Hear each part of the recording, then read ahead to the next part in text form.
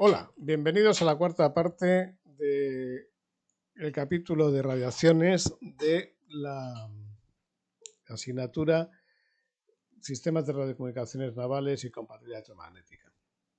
Os habla el profesor Carlos Mascareñas. Bien, estamos hablando de las antenas magnéticas o antenas de cuadro. Esta es una antena magnética de un barco de guerra que lleva dos espiras y dentro de estas dos espiras, que son metálicas, hay enrolladas un montón de cables eléctricos. Es decir, que hemos blindado, por decirlo de alguna manera, el cable eléctrico para no recibir el campo magnético, para no recibir el campo eléctrico, sino para recibir el campo magnético.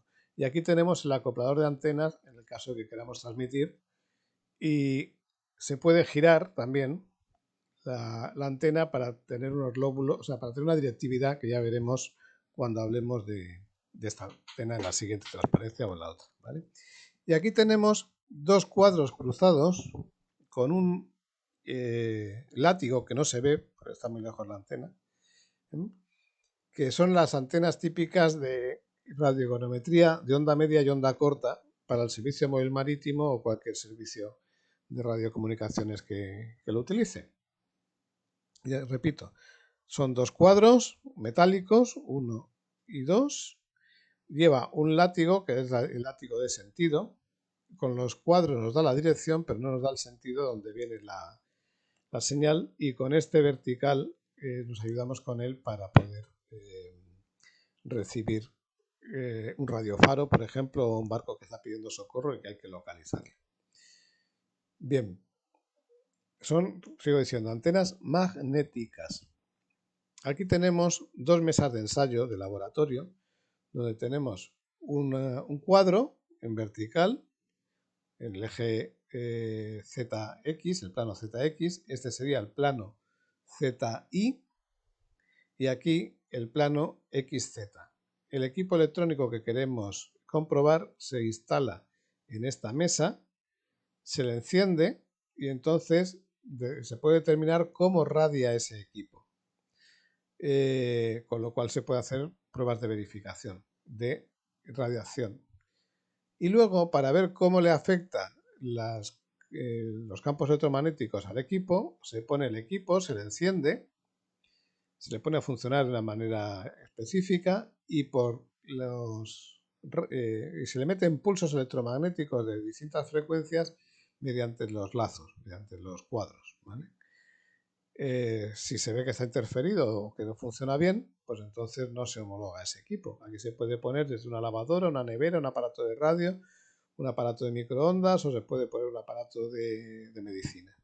Eso mismo se hace en este que está acá. Esta es una espira inmensa de cable, o sea, aquí puede haber como varios kilómetros de cable enrollado. Se pone el aparato electrónico a perturbar, se le meten los campos electromagnéticos, si funciona mal, pues, o fuera de norma, no se homologa, y si funciona dentro de norma, pues se lo homologa. Eso es lo que es perturbarlo. Y luego ver cómo radia, pues lo mismo, se pone a funcionar el aparato y en vez de meterle pulsos electromagnéticos, esto se conecta, estas espiras, a un analizador de espectros y ya estamos viendo cómo radia. Bien, ¿cómo radian las antenas de cuadro? Pues aquí tenemos una antena de aro, un bucle, y veríamos que tenemos en elevación como un 8, como si fuera un dipolo, y en orientación, en azimut, exactamente igual que un dipolo. Pero si es un dipolo, o sea, es una antena pequeña, ¿vale?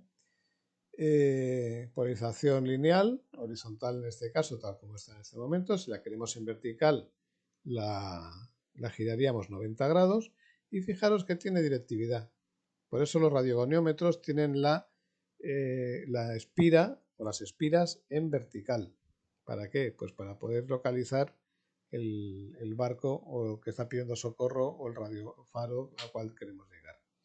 También pueden ser, en vez de redondas, pueden ser cuadradas. En este caso, la longitud de cada lado es de lambda cuartos, y esta es la respuesta que tendríamos con el dipolo, perdón, con el cuadro en horizontal. Que sean redondas o que sean cuadradas es igual, se les llama antenas de cuadro a todas, ¿vale? La ganancia, pues puede ser menor que la isotrópica o 2 decibelios mayor. La frecuencia entre 50 MHz y 1 GHz, más que nada por el tema de la construcción.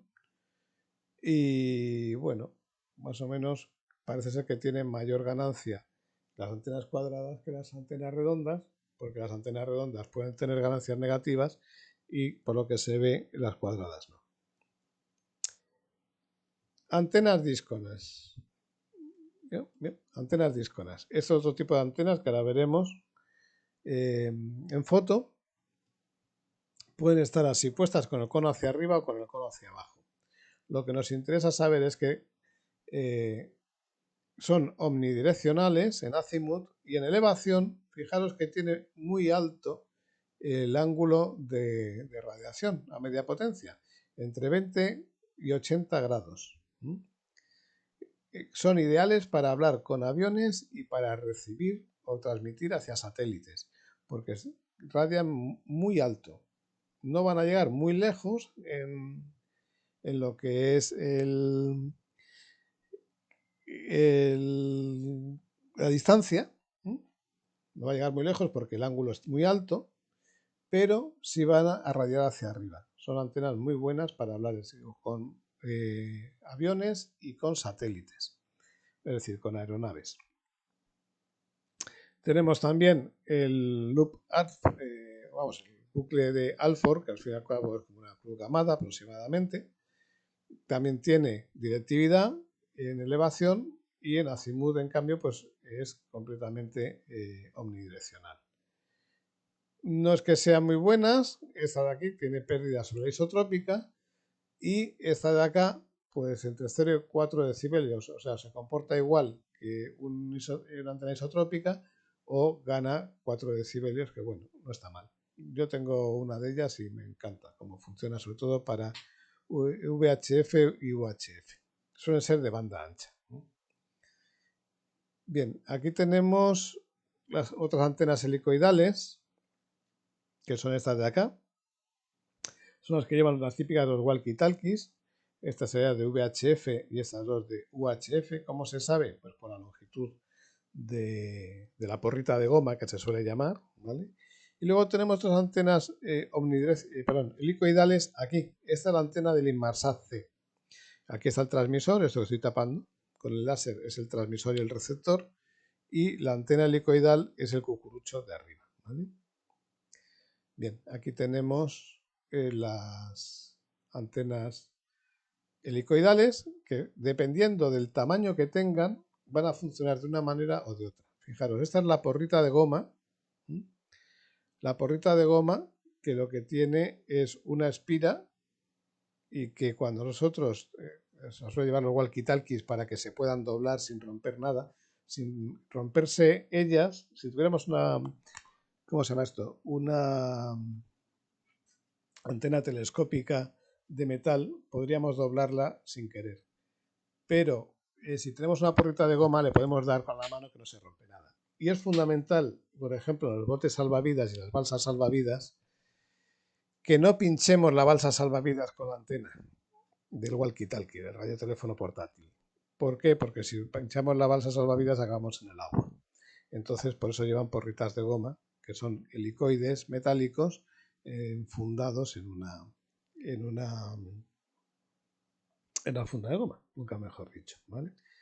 Bien, omnidireccionalmente, en el plano horizontal y en el plano vertical no radian hacia arriba, pero sí radian hacia los lados, con un ángulo muy bajo, y son ideales pues, para comunicaciones terrestres, ¿vale? Bien, eso es cuando la hélice es más larga que ancha. Pero si la hélice es más ancha casi que larga y con una separación grande entre las espiras, cambia la radiación. Fijaros, ahí tenemos una antena muy directiva con una ganancia de 10 decibelios, con muchísima ganancia, y con un ángulo de 52 grados en el ángulo de mitad de potencia, que sería este. Esta es fundamental para las comunicaciones satelitarias o las comunicaciones punto a punto.